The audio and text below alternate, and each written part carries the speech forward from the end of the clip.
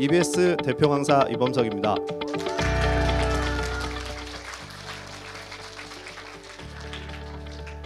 (2022) 대입. 2022 대입은 누가 주인공일까요?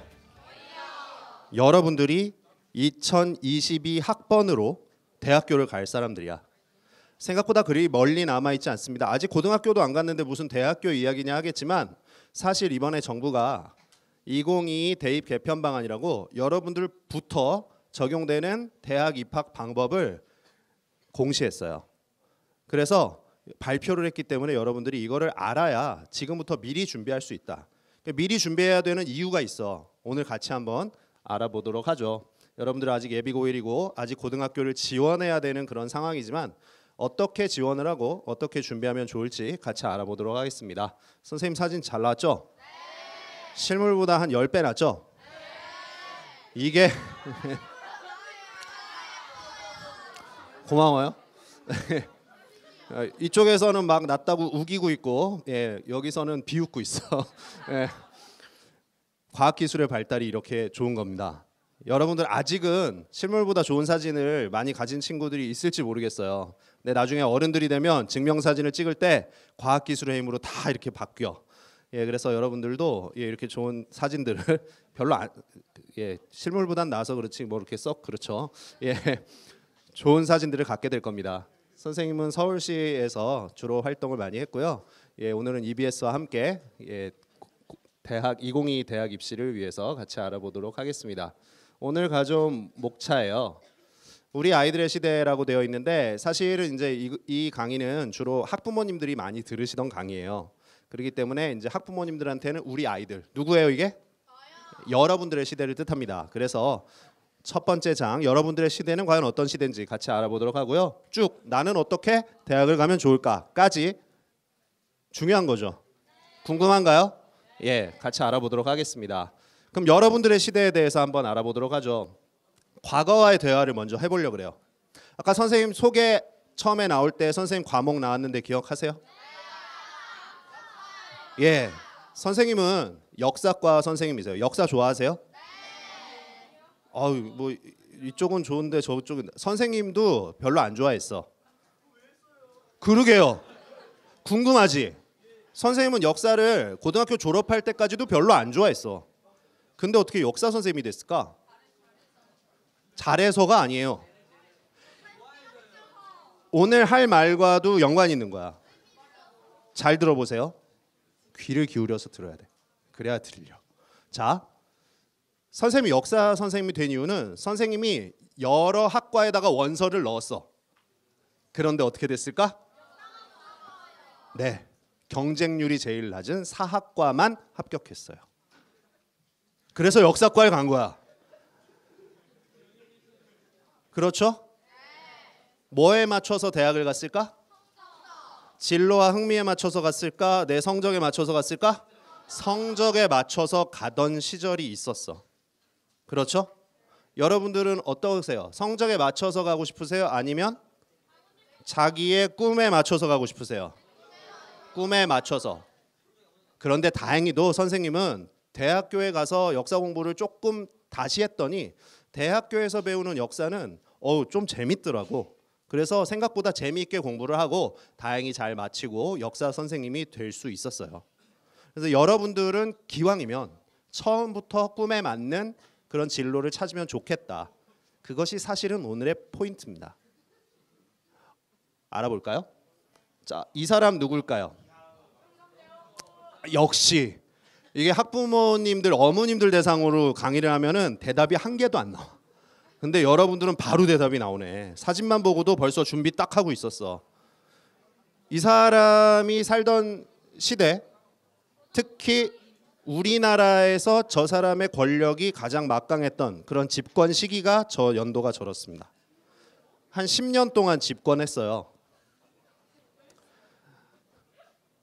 무슨 사건이 벌어졌던 해일까요? 오, 여기 역사를 좀 아는 친구가 있어. 신미양요가 나왔어. 신미양요라는 양요는 미국이 쳐들어왔을 때 우리가 강화도 앞바다에서 미국을 막아낸 사건이에요. 정말 대단하죠? 예. 그래서 이 사건이 일어난 직후에 흥선대원군은 아주 기세가 등등해집니다. 내가 미국을 물리쳤어. 사실 그 전에 프랑스도 물리쳤거든. 그렇죠? 병인양요 이미 끝났고 68년에 그다음에 71년에는 신미양요를 통해서 프랑스, 미국을 다 물리치고 나니까 흥선대원군이 어깨에 힘이 탁 들어간 거야. 그래서 이런 척화비라는 것을 세웁니다. 그래서 서양의 오랑캐가 쳐들어오면 무조건 싸워서 이겨야 된다. 이런 비석이죠. 고등학교 올라가면 또 자세하게 다시 배우게 될 겁니다. 근데 선생님이 왜 이 이야기를 하느냐? 저 때는요. 여론이 어땠냐 하면 무조건 서양의 문물이 오면 무조건 막아야 되고 무조건 들어오면 우리나라가 큰일 난다고 대부분의 사람들이 믿던 시절이에요. 그게 여론이죠. 그렇죠? 저 시대의 여론은 그랬고 흥선대원군도 거기에 맞는 정책을 폈어. 그런데 이게 계속 지켜질까요? 무너질까요? 무너지고 맙니다. 이게 무너진다는 건 우리가 지금 입고 있는 옷만 봐도 알 수 있죠? 서양의 문물이 들어와요? 안 들어와요? 결국은 엄청난 힘으로 밀려 들어오게 됩니다. 1876년에 우리나라는 강화도 조약으로 여기 아주 훌륭하게 써 있어. 오늘 아주 끝까지 좀 실력 좀 발휘할 것 같아. 1876년에 강화도 조약으로 처음으로 문호를 개방을 합니다. 서양의 문물뿐만 아니라 전 세계의 문물이 우리나라에 한꺼번에 밀려 들어오게 돼요. 근데 처음에 문물이 밀려 들어올 때만 해도 계속해서 저걸 반대하는 사람이 훨씬 많았어요. 그런데 막을 수 있었을까? 막을 수 없었다는 겁니다. 그래서 약 20여 년이 흐른 1894년에는 무슨 일이 벌어질까? 청일전쟁. 맞아요. 또 있어. 동학 농민운동이라는 것도 요 해에 일어나요. 근데 선생님이 말하려는 거는 또 다른 사건. 갑오개혁입니다. 갑오개혁은 정부가 원래 어땠어? 척화비를 세우고 서양 문물을 철저하게 막았죠. 근데 약 20여 년이 흐른 뒤에는 서양의 문물을 정부가 공식적으로 인정을 하고 아예 공식적으로 받아들이는 거야. 우리가 모두 서양식으로 개혁하겠다. 완벽하게 100%는 아니었지만 그래도 단발령이라는 것까지 내려지게 되죠. 그래서 서양의 문물이 공식화되는 거예요. 정부에 의해서. 얼마의 시간 동안? 20년이 채 안 지났죠? 18년이 지나는 동안 모든 것이 다 바뀌어요. 저 때의 세상과 지금 우리가 사는 세상은 어느 세상이 더 빨리 변해갈까? 저 때가 더 빠를까요? 지금이 더 빠를까요? 물론 저 때도 급격하게 변하는 시기이긴 했어. 근데 요즘 세상이 전체적으로 봤을 때는 더 빠르게 변하고 있죠. 여러분은 그런 세상에 살고 있습니다. 여러분이 주인공이 되는 시대가 언제라고요? 지금은 꿈나무. 그렇죠. 10년, 20년 정도 후에는 여러분들이 이 사회를 실제로 이끌고 가야 돼요. 그때는 지금과 달라져 있다는 겁니다. 달라요, 여러분. 그거를 어떻게 해야 돼? 준비해야 돼. 그렇죠? 그래서 우리 학부모님들 지금 뒤에 계신데 학부모님들 선생님하고 비슷한 세대예요, 사실. 그렇죠? 선생님보다 조금 많으시던지 선생님하고 비슷한. 이런 게 유행을 했어. 선생님이 학교 다니던 시절에는. 그래서 이게 미래학자인 엘빈 토플러가 쓴 책인데 미래에는 지식과 정보가 세상을 지배할 것이다라고 이야기를 한 거예요. 그때는 별로 상상하지 못했던 거야. 근데 지금 이미 지식과 정보가 세상을 지배하고 있죠. 그 증거가 뭐예요? 여러분들 잘 알고 있는. 그렇죠? 컴퓨터, 인터넷은 이미 너무나 보편화되어 있고 거기서 한 단계 더 나갔어요. 여러분 진짜 좋아하는 거. 그렇죠? 한 단계 더 나서 지식과 정보가 거의 끝까지 왔어요. 자, 여러분들의 시대는 이 시대가 아니죠? 또 새로운 시대예요. 여러분들의 시대는 뭡니까? 요즘에 4차 산업혁명 말 들어봤죠? 이것이 이미 진행이 되고 있어요. 인공지능이 이미 나왔어요? 안 나왔어요? 나와서 여기저기서 등장을 했어. 근데 이게 어떻게 될까? 20년 후에는 언제 인간을 앞지를지 모르는 세상이 곧 와요. 그렇게 바뀌어가고 있습니다.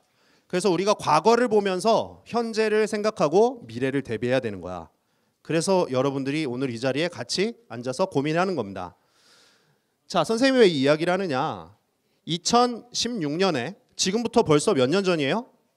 2년쯤 전에 다보스 포럼이라고 들어보셨나요? 다보스 포럼이라고 세계 경제 포럼이라는 게 열렸어요. 그런데 여기 지금 보시면 일자리가 어느 분야는 늘어나는데 어느 분야는 일자리가 사라진대. 앞으로 5년 동안. 근데 언제 얘기한 거예요? 16년에 얘기한 거예요. 그러니까 2020년까지. 2020년 많이 남았어요? 거의 얼마 안 남았어요? 이거 지금 진행되고 있는 이야기입니다. 그거를 3년쯤 전에, 만 3년쯤 전에 이미 걱정을 했어요. 전 세계적으로 200만 개 정도의 일자리는 늘어나겠지만 710만 개의 일자리는 사라질 것이다. 무엇 때문에? 기계가 그리고 컴퓨터가 인공지능이 우리의 일자리를 대신하게 되는 변화가 계속해서 지금 벌어지고 있는 겁니다. 여러분들의 시대는 지금 이게 더 가속화되는 그런 시대라는 거죠. 그래서 여러분들 지금 이거를 고민을 해야 돼. 내가 어떻게 공부를 하고 어떻게 준비를 하는 것이 미래를 대비할 수 있을 것인가, 이걸 고민해야 된다는 거예요.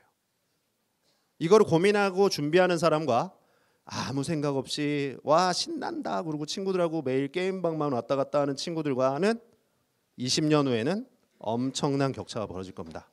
그래서 여러분들이 이러한 배경을 아셔야 돼요. 여러분들 지금 고등학교 1학년 학생들, 올해 고등학교 1학년, 여러분 바로 1년 선배들부터 적용받는 교육과정이 있어요. 2015 개정 교육과정입니다. 그럼 여러분한테도 적용될까 안 될까? 되죠. 그럼 여러분들이 고등학교를 딱 입학하는 순간 이게 적용이 되는 거예요. 그렇죠?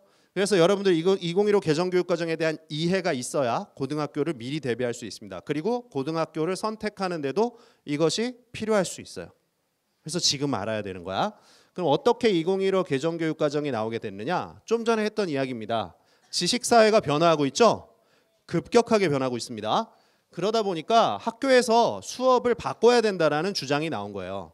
저 교육과정을 짰을 때가 5년, 10년 전이야. 그때부터 이미 걱정을 한 겁니다. 우리 교실이 선생님들이 단순히 그냥 칠판에 판서하고 그거 받아 적는 지식을 암기하는 수준에서는 이게 쉽지 않다는 거예요. 이런 미래를 대비하기 쉽지 않다는 거죠. 그래서 수업을 바꿔야 하는데 그럼 수업이 쉽게 바뀌질 않아. 그럼 입시를 바꾸면 수업이 빨리 바뀐다고 생각을 했어요. 그래서 입시 제도를 바꾸자 그랬어. 근데 입시 제도만 바꾸려고 그랬더니 그것도 쉽지 않아서 입시 제도에 맞는 교육 과정을 만들자 그래서 만든 교육 과정이 뭘까? 2015 개정 교육 과정을 만들게 된 겁니다. 그래서 여러분들이 2015 개정 교육 과정을 잘 준비하면은 뭐가 준비가 될까요? 입시가 준비가 되고 수업이 달라지고 여러분들이 지식사에 변화하는데 적응하는 학생으로 자라가게 되는 거예요. 그래서 여러분들이 이게 기초가 되어서 준비를 해나가야 된다는 것이죠. 이 2015 개정교육과정의 목적은 여러분들을 뭘로 만드는? 창의, 융합, 인재로 만드는 목적을 가지고 있습니다. 그럼 어떻게 해야 미래 창의, 융합, 인재가 되느냐? 지식이라는 것은 더 이상 암기하는 것은 필요가 없다는 거예요. 굳이 외울 필요 없죠, 사실. 여러분들 손 안에 있는 핸드폰만 몇 번 두들기면 어떻게 해요? 지식과 정보는 넘쳐납니다. 그렇죠? 너무 많아서 문제지. 그렇죠? 그래서 이거를 암기하는 거는 이제 의미 없다는 거예요. 여러분들 그동안 암기만을 위주로 공부했던 학생들 있죠? 근데 이거는 미래에 물론 암기하는 거 좋죠. 지식이 쌓이는 거 좋지만 그것만 가지고는 안 된다는 거예요. 그거보다 더 중요한 게 있다. 뭐냐? 여러분들이 그 지식을 어떻게 활용하느냐가 중요해진다는 겁니다. 그것을 역량이라고 표현을 했어요. 그래서 2015 개정 교육과정은 여러분들이 어떤 역량을 키워야 되는지를 이렇게 정리해주고 있습니다. 이런 인재가 되기 위해서 이런 네 종류의 그런 인성을 갖춘 사람을 길러냈으면 좋겠는데 이러려면은 이렇게 6가지 역량이 필요하다는 거예요. 여러분들에게 실제로 이런 역량들이 있나요? 자기 관리 되나요? 게임 줄이고, 그죠? 그리고 친구들과 톡하는 거 줄이고, 내가 궁금한 거 책 찾아서 볼 수 있는 자기 관리 되세요? 먹고 싶은 거 줄이고 이거 옆에서 멀리 하고 그죠? 그리고 졸려서 자고 싶은 거 줄이고 미래의 나의 모습을 위해서 자기 관리를 할 수 있냐는 거야. 근데 6가지 역량 중에 제일 앞에 있어요. 그렇죠? 나머지도 잘 보세요. 친구들과 의사소통 잘 되세요? 막 이렇게 가서 뒤통수 때리고 이런 거 말고. 그렇죠? 정말 친구들의 의견을 존중할 줄 아세요? 공동체 역량? 창의 융합 사고? 이런 거 해본 적도 잘 없는 거. 이게 뭐가 창의 융합 사고인지도 잘 모르겠어. 지식 정보 처리할 수 있나요? 검색을 했는데 어떤 정보가 옳고 그른지를 판단할 수 있어요? 인터넷에 있는 정보가 다 옳은 건 아니잖아. 그렇죠? 심미적인 감성 역량. 여러분들 미술 작품을 보면서 마음의 감동 느껴본 적 있나요? 이런 것들 다 필요하다는 거예요. 그럼 지금부터 이게 내가 부족하다면 어떻게 해야 돼? 어떻게 해야 돼요? 길러내셔야죠. 근데 어떻게만 잘하면 2015 개정교육과정에 따른 그 교육과정만 잘 따라오시면 개발할 수 있다는 겁니다. 그럼 고등학교에 가서 여러분들이 이런 역량을 기르도록 애를 쓰는 게 중요할까? 아니면은 달달달 시험 문제를 외우는 게 더 중요할까? 물론 둘 다 중요할 수 있겠지만 사실은 미래 사회에 더 필요한 건 역량이라는 겁니다. 그래서 고등학교 선택을 할 때 여러분들이 이걸 고민을 하셔야 돼요. 자, 주요 변화가 그래서 이런 것들이 나왔어. 그래서 문이과를 구분을 없애버렸습니다. 그리고 공통 과목을 도입했어요. 그래서 공통사회, 공통과학. 고등학교 1학년 가면 이걸 배우게 되세요. 옛날에는 문과 학생들은 사회 중심으로, 이과 학생들은 과학 중심으로만 주로 배웠어. 학교에서 개설도 그렇게 아예 짜여놨습니다. 계열을 선택하는 순간 과목이 정해졌죠. 그런데 지금은 달라졌어요.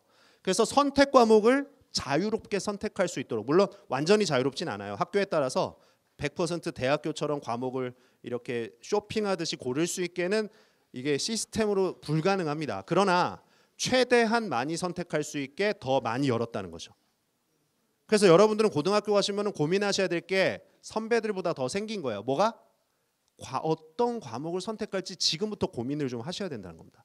그런 학생들이 조금 더 과목을 잘 고를 수 있고 대학을 가는데도 좀 더 수월할 수 있고 미래 사회에 가서도 훨씬 더 역량을 발휘할 수 있다는 거죠. 그래서 여러분들이 이런 선택 과목이 있다는 걸 좀 기억을 하셔야 되고요. 국수형 비중이 너무 많다 그래서 조금 줄였어요. 조금. 이거는 참 좋은 소식이죠. 여러분들 힘든데 국영수, 그렇죠? 이거 조금 줄였고 그다음에 여러분에게 사실 제일 중요한 건 이거예요. 참여형 수업을 확대시키고 있습니다. 지금 중학교까지는 선생님이 고등학교 선생님이기 때문에 중학교 분위기는 사실 잘 몰라. 그렇지만 고등학교에서는요 지금 학생들을 수업에 직접 참여시키는 것들이 많이 늘어나고 있어요. 중학교 때도 많이 있지 않나요?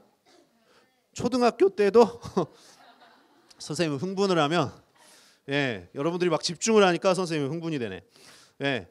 목소리가 삑사리가 나. 토의 토론 발표 실습 이런 것들을 좀 더 잘하는 친구들이 저런 역량을 더 잘 기를 수 있다는 겁니다. 그래서 저런 수업을 엄청 늘려가고 있어요. 그래서 여러분들이 이런 거에 적응할 수 있는가 잘 보시고 여기 선생님이 중요한 거는 키워드를 좀 빨간색으로 표시를 했어. 그래서 2015 개정교육과정 즉 여러분들 고등학교 가면 학교에서 배우게 될 수업의 분위기는 저쪽 방향으로 가면은 미래를 대비하는 데 있어서 큰 도움이 될 것이다. 이런 생각을 하셔야 된다는 거죠. 그죠?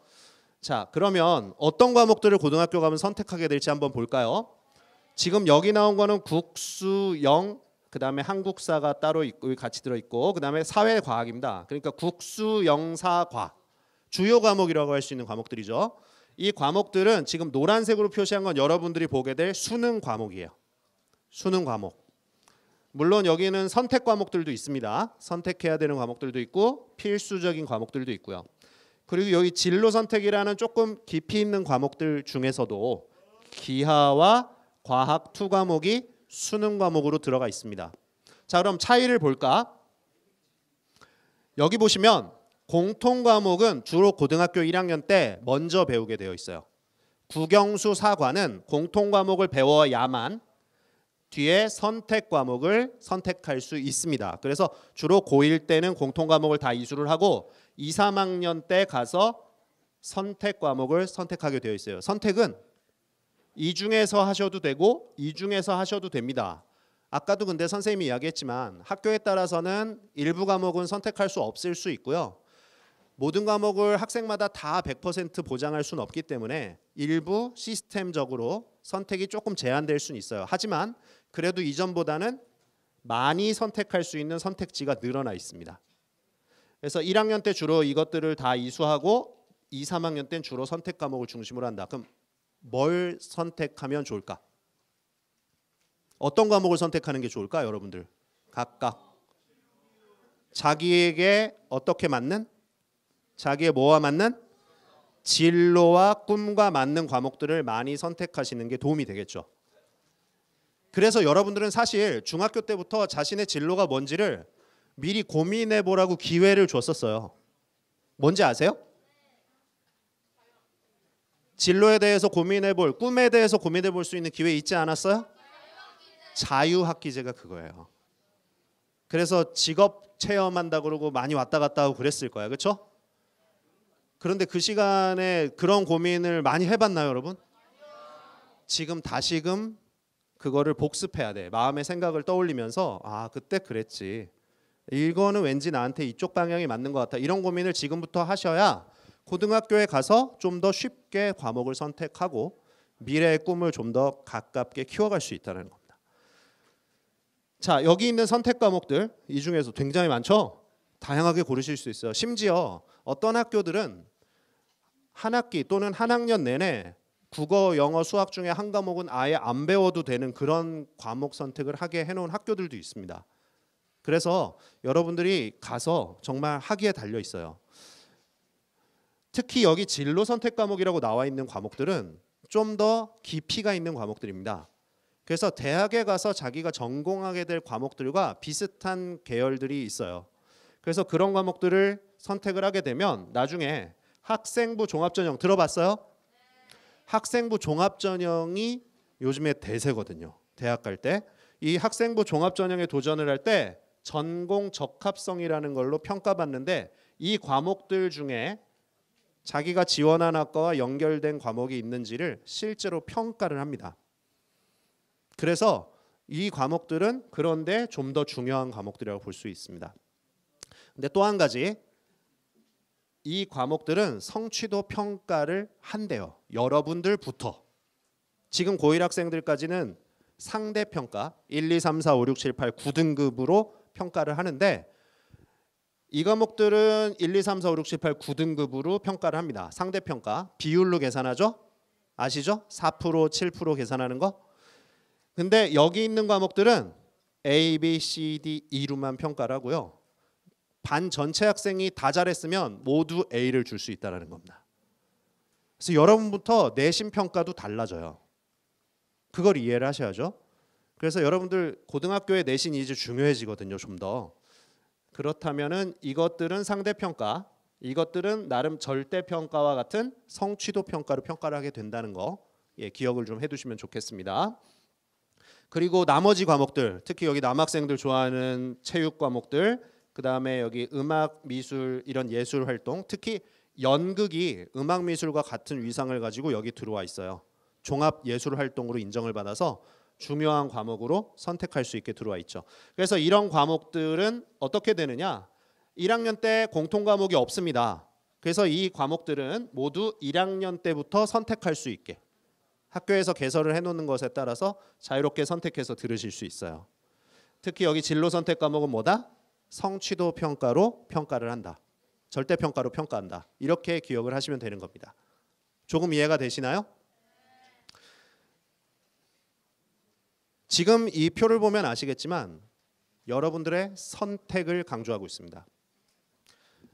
교과를 옛날에는 학교에서 거의 골라줬어. 학교에서 그냥 가르치고 시간표 나눠주는 대로 공부했죠? 근데 여러분들이 이제는 내가 듣고 싶은 과목을 직접 고르는 거야. 이 역량도 자기 관리에 들어갈까 안 들어갈까? 자기 스스로 관리하는 게 대단히 중요합니다. 그래서 학생들의 선택을 강조해요. 그래서 이런 선택을 강조하다 보니까 이거 뭐냐 하면요. 여러분들은 거의 처음 보시죠? 보신 분 있어요? 이거는 뭐냐 하면 여기 있는 대학들 가면 좋을까 나쁠까? 괜찮은 대학들인 것 같지? 그죠? 이 대학들뿐만 아니라 나머지 대학들도 다 마찬가지입니다. 대학에서 학생부 종합전형으로 학생을 고등학교 3학년 학생을 선발할 때 요 네 가지를 주로 보는 거예요. 이게 요즘 대세예요. 그래서 학업 역량, 전공적 합성, 발전 가능성, 인성 이렇게 네 가지 분야로 나눴는데 글자가 잘 안 보여서 선생님이 여기 네 개 써놨어. 그 중에서도 여러분들의 선택 과목이 중요한 거는 뭐냐? 전공 적합성과 연관이 있어요. 내가 만약에 의대에 가고 싶은 학생이 있다. 그러면은 고등학교 때 주로 어떤 과목을 좀 많이 잘하고 또는 어떤 과목을 선택해서 들으면 좋을까? 수학도 당연히 잘해야 되고 과학도 잘해야겠죠? 그럼 과학 중에서는 지구과학을 잘하는 게 좋을까? 생명과학을 잘하는 게 좋을까? 그렇게 차이가 있는 거예요. 그래서 이런 전공 적합성을 볼 때는 이 학생 우리 학과에 지원했는데 우리 과에서는 주로 이런 과목을 고등학교 때 들었는지 한번 평가를 할 거야. 그러면 이런 내용으로 평가를 한다는 겁니다. 고등학교 때 이런 걸 들었는지, 그 과목의 성적은 좋았는지. 근데 아까 진로 선택 과목 같은 경우는 절대 평가니까 모든 학생이 다 A 받을 수 있죠. 그러면은 그런 진로 선택 과목으로 생명과학 2 과목은 들었는지 이런 거 보는 거예요. 그래서 여러분들의 선택도 중요하고 그 과목을 잘하는 것도 중요하고 관심을 가지고 지금부터 꾸준하게 책을 많이 읽는 것도 중요하죠. 그래서 이런 것들이 평가 요소예요. 그래서 여러분들의 과목 선택은 더욱더 중요해졌어요. 어딜 가는데? 대학에 가는데.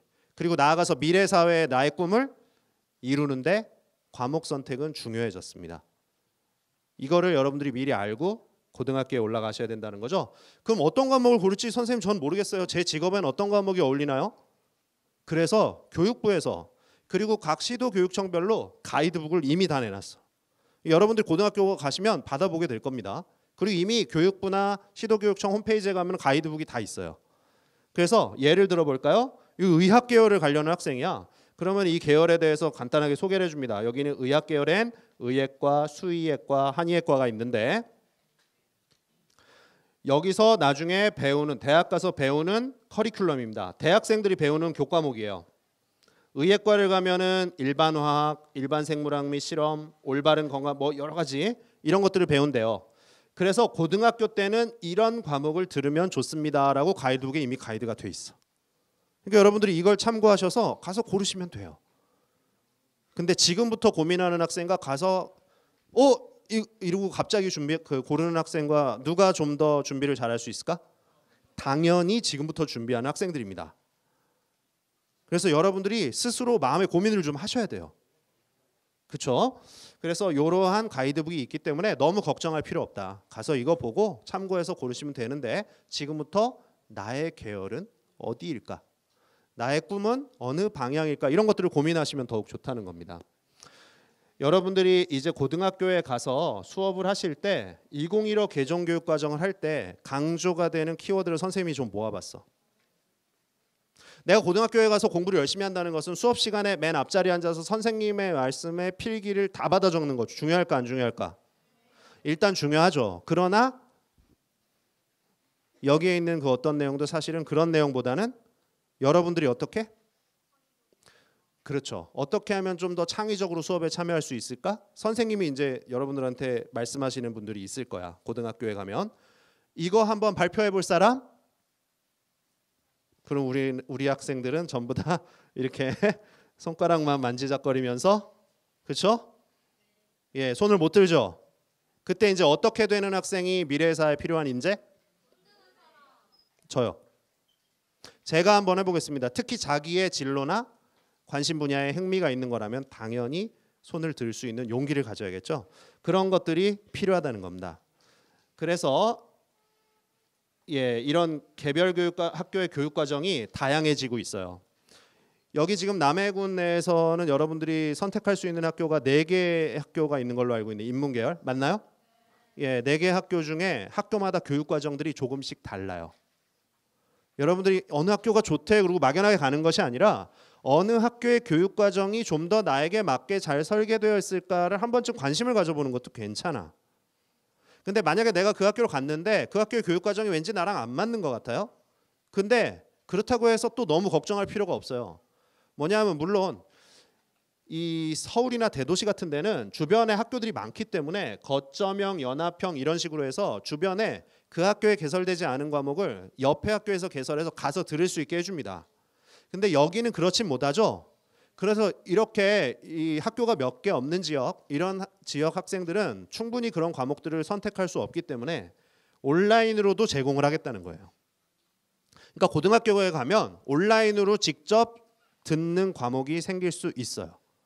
그래서 여러분들이 적극적으로 알아보기만 한다면 여러분들이 이런 지원을 받으면서 학생의 선택을 다양화시킬 수 있다는 겁니다. 그래서 고등학교에 가면 떠먹여주는 대로만 이제 먹으면 안 돼요. 여러분들이 적극적으로 선택해 나가셔야 돼.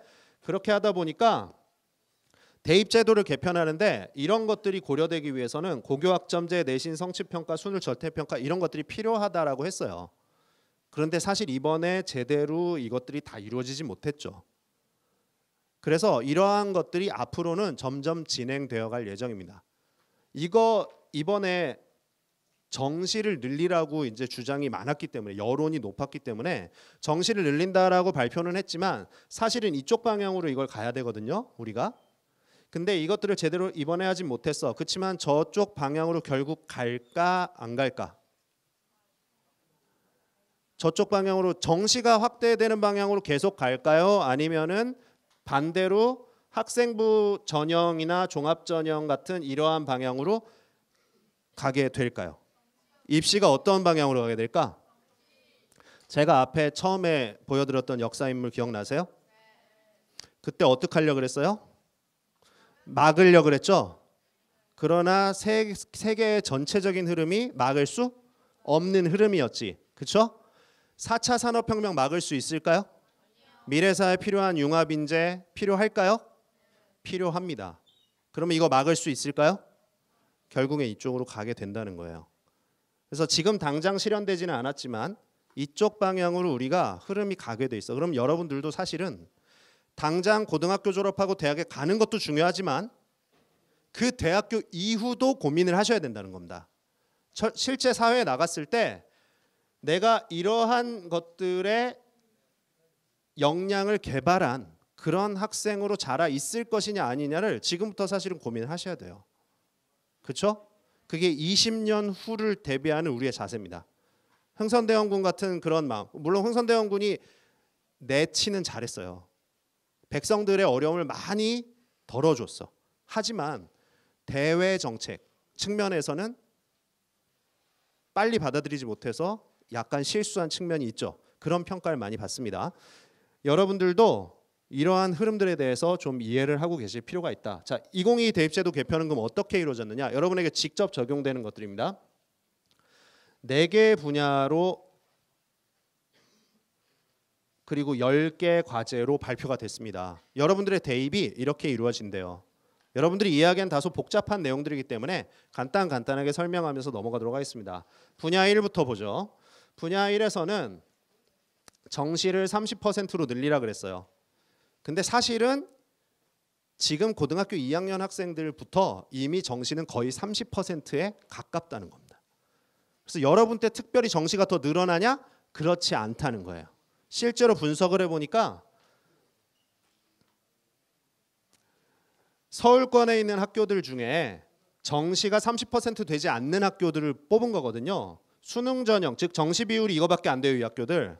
그런데 이 학교들이 30%를 채우려면은 인원을 이만큼을 늘려야 된대요. 그러면 몇 명이 늘어나나 봤더니 2,000명 정도. 2,000명 정도 늘어납니다. 근데 지금 고3 학생들의 정시 그리고 지금 대학교 1학년 학생들의 정시 비율에서 몇 명 줄었을까? 작년에 비해서 올해 정시 10,000명 넘게 줄었어요. 근데 여러분 때 겨우 2,000명 늘어난다고 지금 정시가 늘어난다고 난리를 치고 있어. 그러니까 이게 느는 거예요, 안 느는 거예요? 늘긴 늘죠. 그런데 별 의미 없다라는 거예요. 그래서 실제로 분석을 해보면 정시가 그렇게 늘어난 게 아니다. 그래서 우리가 단지 수능만 잘 봐가지고 대학을 가겠다라는 이런 생각을 한다면 그거는 착각일 수 있다는 겁니다. 여전히 대학교 입시는 수능 전형도 중요하지만 무엇이 훨씬 중요하다? 학생부 전형이 중요하다는 거예요. 여러분 학생부 교과, 학생부 종합 전형이 전체에서 차지하는 비중이 거의 70%에 육박합니다. 그래서 학생부 전형을 여러분들이 챙기지 않으면 대학에 가기 어렵다는 건 계속된다는 거예요. 그래서 대단하게 뭐 바뀐 것처럼 보이지만 정시 비율에서는 큰 변동이 없다는 것을 이해를 하셔야 됩니다.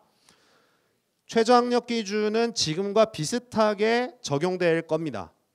그렇기 때문에 이건 크게 변하는 게 아니에요. 다만 여러분들 때 가면 수능 과목이 선택이 여러 가지로 늘어나요. 그래서 되게 좀 복잡해져. 그래서 여기 보시면 기하나 과투를 지정하는 대학이 있으면 저게 최저 등급이 만약 걸려버리면 저 과목을 선택해서 본 학생이 아니면 지원을 아예 못하는 경우가 생길 수도 있겠죠. 근데 저거는 아직 발표가 안 됐기 때문에 고등학교 여러분들이 1학년이나 2학년 때쯤 가봐야 감을 잡을 수 있습니다. 그래서 지금부터 고민할 건 아니에요. 그러나 사탐, 과탐, 나는 문과야, 나는 이과야 이미 결정한 사람들 있나요? 문과, 이과? 나름 진로 고민해 본 사람들은 있을 거예요. 결정을 좀 했을 거야. 근데 옛날에는 문과는 무조건 사탐 2과목, 이과는 무조건 과탐 2과목을 골라야 됐는데 이제는 과탐, 사탐 가리지 않고 아무거나 2과목. 전체가 17과목이에요. 사탐이 9과목, 과탐이 8과목. 그중에서 아무거나 2과목을 고르면 된대요. 그래서 이제는 뭐가 가능해졌다? 사탐에서 한 과목, 과탐에서 한 과목도 가능해졌다. 요거를 지금 보여드린 거는 학생들이 제일 많이 고르는 과목입니다. 사탐에서 제일 많이 하는 과목, 과탐에서 제일 많이 하는 과목. 이런 조합들도 가능해졌다라는 겁니다. 그래서 여러분들이 볼 수능에서는 이런 것들이 변화가 있고요. 그다음에 선택 과목이 많아지다 보니까 선택 과목별로 어떤 건 어렵고 어떤 건 쉬워요. 그래서 이게 좀 복잡해질 가능성이 있어요. 자, 그거 정도 기억하시면 되겠고요. 그럼 수능이 어떻게 바뀌었냐? 이렇게 바뀌었어요. 국어에서 독서문학은 필수고 여러분들 볼 겁니다. 화작, 화법과 작문 또는 언어와 매체 중에 하나를 택일하게 돼 있습니다. 그러니까 3개 하는 거죠. 3개. 2개, 하나 선택. 그다음에 수원, 수투는 모두 공통인데 확률과 통계, 미적분, 기하 중에 3개 중에 하나는 선택. 그래서 수학도 역시 3개를 보게 돼 있습니다. 그다음에 탐구는 아까 이야기했듯이 전체 17과목, 사탐, 과탐 17개 중에 2개 택일. 근데 이렇게 선택이 모든 과목에 들어가다 보니까 국, 수, 탐 3과목만 조합을 하면 과목 선택 조합이 몇 개? 100개가 넘게 나와요. 간단하게 생각을 해보세요. 선택한 조합이 학생마다 다 달라. 선택 과목이 다 다르다는 얘기입니다. 어떤 건 어렵고 어떤 건 쉬워요. 나중에 정시는 무조건 점수 받은 대로 한 줄로 쫙 줄 세운 다음에 그 점수 가지고 지원하는 거거든. 한 줄로 세우기 쉬울까 어려울까? 매우 어려워질 겁니다. 그래서 여러분들이 정시에 지원할 때는 정시는 다소 또는 조금 많이 복잡해질 가능성이 있어요. 그래서 요것들을 좀 이해를 하셔야 됩니다. 그래서 선택 과목들도 신중하게 고민을 하셔야 되는데 아직 선택을 할 수는 없어요. 왜냐하면 대학이 발표하지 않았기 때문에. 여러분들이 대학에 갈 때 대학마다 이런 것들이 우리 대학은 이걸 반드시 봐야 합니다. 우리 대학은 이걸 반드시 봐야 합니다 하는 거는 여러분들이 고등학교 2학년 올라갈 때쯤 나와요. 그래서 아직은 이런 것들이 있다 정도만 알고 계시면 됩니다. 국수탐 상대평가가 유지됐어요. 근데 영어 한국사도 절대평가 유지됐어요. 딱 한 개 바뀌었죠. 제2외국어, 한문 같이 들어가는 거는 절대평가로 바뀌었습니다. 옛날에는 사탐, 과탐 중에 한 과목을 제2외국어로 대체할 수 있게 해줬어요. 그런데 얘들은 상대평가로 유지됐고 제2외국어는 절대평가가 됐기 때문에 이게 대치가 안 될 겁니다. 어려워질 거예요. 아마도 그렇게 예상을 해봅니다. 그래서 제2외국어는 수능에서는 다소 외면받을 가능성이 좀 커졌다. 이렇게 좀 이해를 하시면 되겠습니다. EBS 연계율이 70에서 50으로 줄었대요. 그럼 EBS 보지 말까요? 전체에 있는 시중에 있는 모든 교재 중에 수능과 연계되는 교재는 뭐밖에 없다? 그게 몇 퍼센트가 중요하지? 않죠. 그리고 뭐 10% 20%도 아니고 50%가 넘는 비율이 연계가 됩니다. 물론 직접해서 간접 연계, 지문이 거의 그대로 출제가 되다가 좀 바꿔가지고 또는 다른 교재에 있는 지문에서 낸다라는 거예요. 그렇지만 결국 연계 교재라는 거는 바뀌지 않습니다. 그래서 여러분들이 EBS 교재를 기반으로 해야 되는 거는 계속되고요. 그리고 오히려 다른 데서 출제가 될 수 있기 때문에 다른 교재까지 봐야 되는 좀 부담이 좀 늘어날 수도 있어. 하지만 시중에 있는 모든 교재 다 볼 수 없죠. 그렇기 때문에 더욱더 연계 교재의 개념에 충실한 학습이 더 중요해진다고 볼 수 있겠습니다. 아시겠죠? 그래서 EBS 연계율은 어쨌든 조금 비율이 줄긴 했지만 계속되는 것이다라는 걸 기억하시면 좋겠고, 이것이 이제 여러분들이 보게 될 2022 수능입니다. 파란색으로 표시한 거는 절대평가예요. 영어, 한국사 이미 절대평가죠. 제2외국어 절대평가입니다. 국어, 수학, 탐구는 선택으로 이루어져 있어요. 아시겠죠? 이렇게 이해를 하시면 됩니다. 학생부 종합전형이 별로 공정하지 않다. 대학에서 지들 마음대로 뽑는 거 아니냐. 그래서 문제 제기를 많이 했죠. 그래서 이렇게 제도가 새롭게 좀 발표가 됐습니다. 여러분들 학생부 내용은 대충 아실 거예요. 학생부 기록된 거 보신 적 있나요? 중학교나 고등학교는 자유학기제 한 코너 빼놓고는 나머지는 거의 다 비슷해요. 그래서 그대로 거의 비슷하다고 보시면 되는데 인적학습상은 통합이 된답니다. 별로 크게 중요하진 않아요. 근데 수상경력이 옛날에는 마음껏 적을 수 있었어. 그래서 수상경력 뭐 30개, 40개, 뭐 50개, 또 심지어는 막 300개 막 이렇게 되는 학생들도 있어요. 대학 갈 때 보면.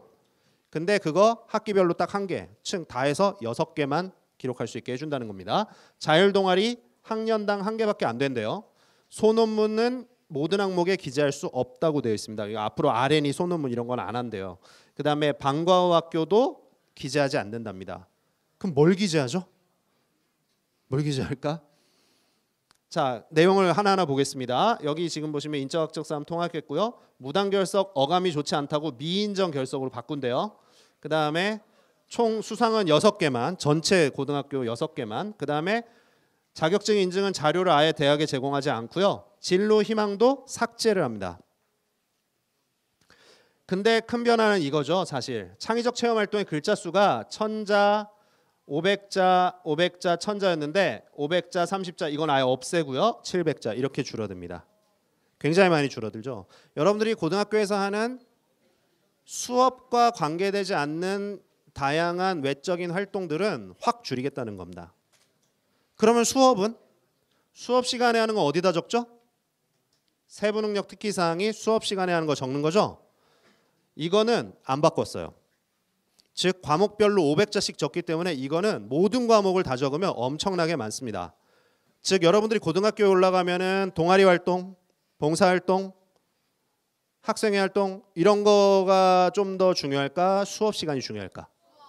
수업 시간이 가장 중요하다는 걸 기억하셔야 돼요. 자, 그럼 수업에는 단순히 암기만 하는 수업이 좋을까? 아니면은 직접 토론하고 참여하는 수업이 좋을까? 그것들이 준비가 잘 된 학생들은 학생부 종합전형을 통해서 상위권 대학에 진학할 수 있는 확률이 높아지게 되는 겁니다. 그거는 지금도 그렇고 앞으로 여러분들 때도 바뀌지 않는다는 것을 여러분들이 기억을 하셔야 돼요. 지금부터 여러 가지 준비가 필요하겠죠. 그리고 행동특성 종합이견 담임선생님이 적어주는 것도 반으로 줄어요. 즉 학생부에 있는 모든 내용들이 거의 다 주는데 수업 시간에 하는 내용과 그 다음에 뭐만 남을까 이제? 여러분들의 내신 등급은 그대로 남습니다. 자, 그럼 내신 등급이 이전에 비해서 상대적으로 더 중요해질까요? 안 중요해질까요? 다른 항목들이 다 줄어들어서 변별력이 다 사라지는데 뭐만 떡하니 남아서? 내신 등급만 남아서 그게 더 중요한 역할을 할 가능성이 있습니다. 즉 여러분들이 고등학교에 진학하고 나서 대학에 갈 때는 내신 등급은 지금도 중요한데 앞으로 더 중요해질 가능성이 있어요. 그것을 알고 고등학교에 진학을 하셔야 됩니다. 고등학교를 선택할 때도 그런 것들을 고민하실 필요가 있겠죠? 네, 학생부 기재를 이렇게 개선한다는 겁니다. 글자 수 줄인 거 방금 전에 했죠? 예, 1000자, 500자, 500자. 얘는 봉사활동 특기사항은 아예 없앴고요. 행동특성 종합의견 1000자에서 500자. 좀 전에 봤던 내용입니다. 대학에서 선발 투명성을 제고하기 위해서 자기소개서는 1, 2번을 통합해서 한 항목을 줄인대요. 그리고 3, 4번은 1800자 이내로 해서 양을 줄인다고 합니다. 이건 여러분들의 부담을 좀 줄여줄 수 있을 것 같아. 이 정도면 좋은 것 같습니다. 교사 추천서는 폐지된대요. 대학에서 고교 유형 지역 회피 제척 의무화. 그래서 좀 더 공정하게 선발하기 위해 노력하겠다라는 겁니다.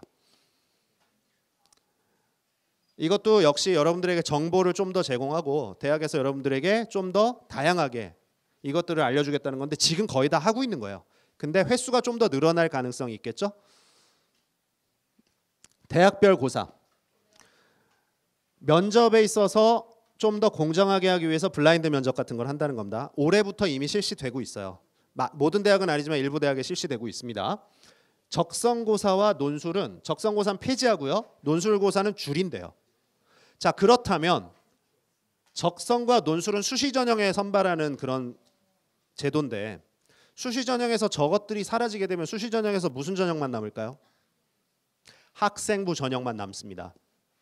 그래서 앞으로의 여러분들 때부터의 대학 입시는 두 가지로 양극화될 가능성이 있어요. 수시에서는 아예 학생부 전형으로, 그다음에 정시에서는 아예 무슨 전형? 수능 전형으로 둘 중에 하나를 선택해야 되는 방향으로 가게 됩니다. 왜냐하면 그 사이에 패자부활전 성격이었던 적성과 논술이 없어지거나 줄어버리기 때문에 학생부 전형 또는 수능 전형이에요. 그럼 학생부 전형은 뭐가 중요할까? 내신이 중요해지고요. 수능 전형에서 뭐가? 수능 점수가 중요해집니다.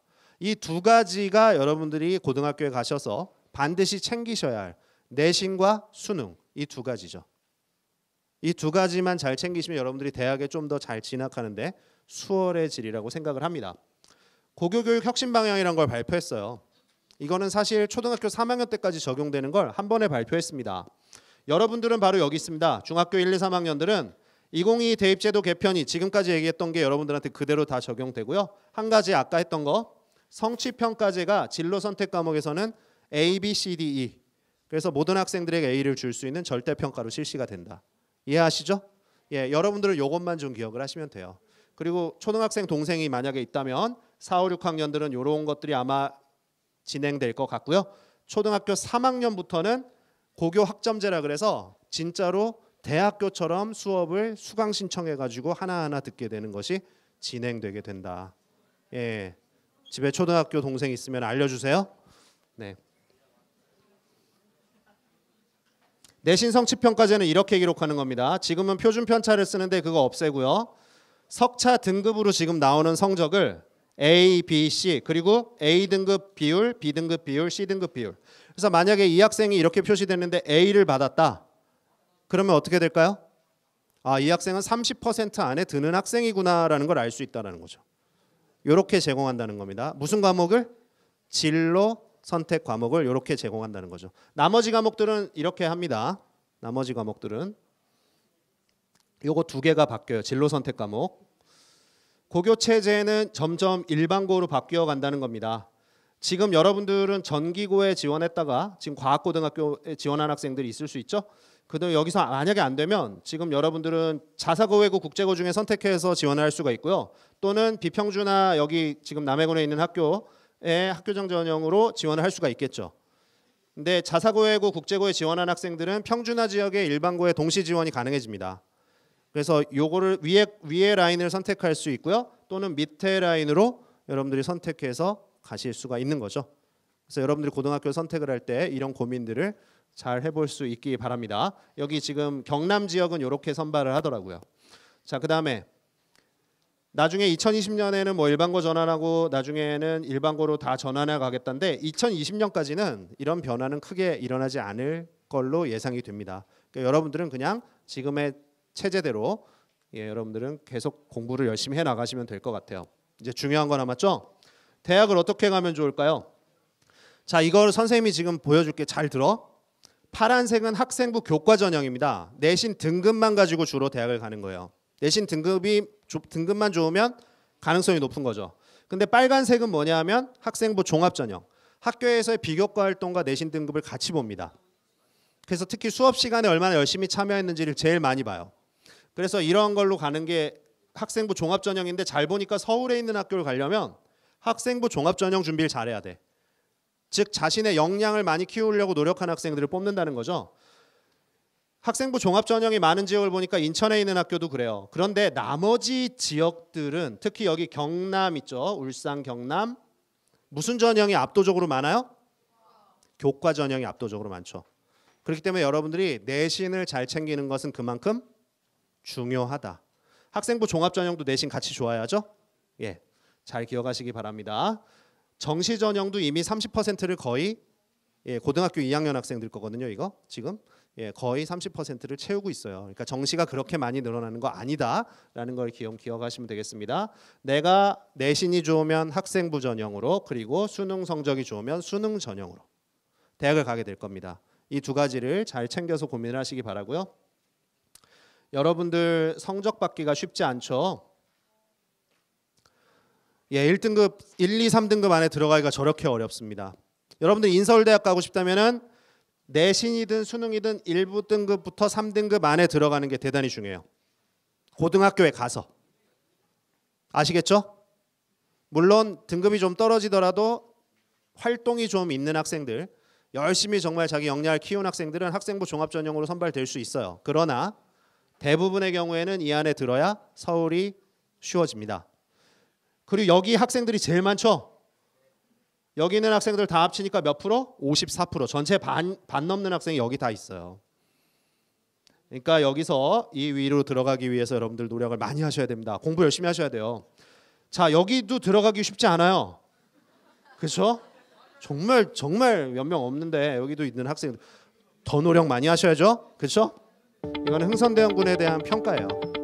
그는 여러 가지 잘했지만 시대를 보는 안목이 부족했습니다. 여러분들도 이 시대에 보다 먼 미래를, 나무를 보지 말고 숲을 볼 수 있는 그런 시대적인 안목을 기르시고 여러분들 고등학교 진학 준비 잘 하시기 바랍니다.